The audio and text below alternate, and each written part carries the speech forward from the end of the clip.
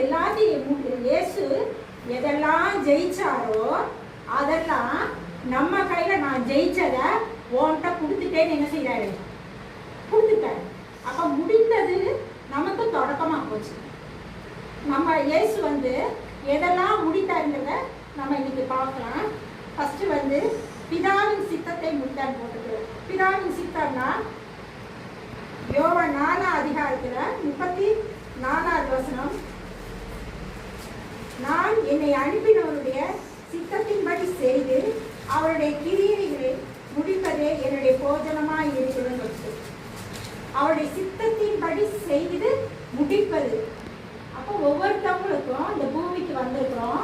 நம்ம ஒவ்வொருத்தவங்களுக்கும் ஒவ்வொரு கிரியையில ஆண்டவர் என்ன செஞ்சுட்டாரு, சாஃப்ட்வேர் பண்ணி இந்த பூமிக்கு அனுப்பி இருக்கிறாரு. அதை நம்ம முடிக்கணும்ன்றதா தேவனுடைய சுத்தமா இருக்கு. அது எப்படிப்பட்ட சூழ்நிலையா இருந்தாலும் நிச்சயமா நம்ம செஞ்சு முடிச்சுதான் நம்ம என்ன செய்வோம், போவோம். அப்படி பார்க்கும்போது யோசேப்போட சொப்பனை நிறைவேறக்கூடாதுன்னு அவனுடைய சொந்த சகோதரர்களால புறம்பே தள்ளப்பட்டாரு. அடுத்து ஜெயிலுக்குள்ள போட்டாங்க. ஆனாலும் கர்த்தர் அவனை குறிச்சு என்ன நினைச்சாரோ அதை நிச்சயமா என்ன செஞ்சாரு, நிறைவேற்றி முடிச்சாரு.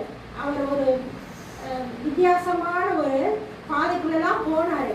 ஆனாலும் கர்த்தர் நினைச்சதுதான் நடந்தது.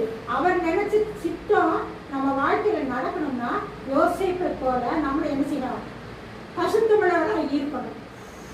பசுத்தம் இல்லாம தேவனுடைய ராஜ்யத்தை நம்ம என்ன செய்ய முடியாது, போக முடியாது. யோசேப்புக்கு எல்லா காரியத்தையும் விசாரணைக்கான அவங்க வீட்டில் வச்சிருந்தாங்க, அவங்க ஒய்ஃபை தவிர. ஆனா பிசாசு என்ன செய்யுது, சோதிக்குது. ஆனா அந்த சோதனையில அவர் என்ன செய்யறாரு, யோசேப்பு கடவுளை மகிமைப்படுத்தும்படியாக தான் நடந்து கொண்டாரு. அதனாலதான் அவர் என்ன செஞ்சாரு, தேசத்துக்கு அதிபதியா விசாரணைக்காரனா என்ன செஞ்சாரு, ஆண்டவர் உயர்த்தினாரு. அதே போல தானியலை பார்த்தீங்கன்னா 3 முறை பிரேயர் பண்றவரா இருந்தாரு. அதனாலதான் ஆண்டவர் விசேஷித்த ஆவி அவருக்குள்ள கொடுத்திருந்தாரு. மறைபொருளை வெளிப்படுத்திய விசேஷித்த ஆவியா ஆண்டவர் கொடுத்திருந்தாரு. காரணம் அவர் எப்பயுமே என்ன செய்யறாரு, கடவுளை மறுதளிக்கிறவரா இல்லாம 3 முறையும் ஜன்னலை திறந்துச்சு என்ன செய்யறாரு, பிரேயர் பண்றவரா இருந்தாரு. நம்மளும் எந்த சூழ்நிலையிலும் இயேசுவை என்ன செய்யக்கூடாது, மறுதளிக்க கூடாது. நான் இயேசுவோட பிள்ளை அப்படிங்கறது என்ன செய்யணும், எல்லா சூழ்நிலையிலும் முன்னாடி நம்ம நின்று என்ன செய்யணும், சாதிக்கணும். சும்மா இயேசு எனக்கு அதை தருவார், இதை தருவார், இதை செஞ்சாரு, அதை செஞ்சாருங்கிறதுக்கு இல்லை. இயேசுவை போல நம்ம என்ன செய்யணும், எல்லா சூழ்நிலையிலும் அந்த நம்ம மறுதளிக்கிற கூட்டங்களோட நம்ம என்ன செய்யக்கூடாது, மறுதளிக்கிறவங்களா இருக்கிறாங்க. அந்த தானியல் என்ன செஞ்சாரு, இயேசுவை மகிமைப்படுத்துறவராக